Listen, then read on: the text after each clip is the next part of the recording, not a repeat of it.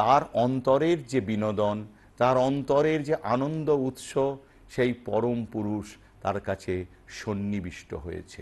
তাহলে সামাজিকভাবে তাকে লোকে বলতে পারে যে কি হলো রে তোর, তুই এমন ঝিমিয়ে গেলি কেন, কিন্তু কেমন একটা দুর্বার আকর্ষণ তার অনুভব করে।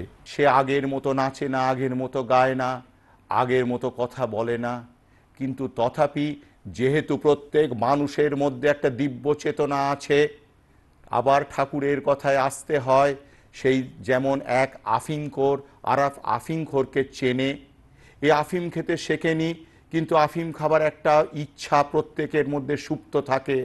তাই যে প্রকৃত আফিমখোর এবং আফিম খেয়ে যার নেশা লাগতে শুরু হয়েছে, ঝিমোতে আরম্ভ করেছে, তার সকলের জন্য একটা দুর্বার আকর্ষণ থাকে। এই যে সকলকে আকর্ষণ করা শান্ত সমাহিত অবস্থা, সেইটা দেখে বোঝা যায় যে জীবচেতনা বা সাধক কুষ্মাণ্ডা স্তরে পৌঁছেছে।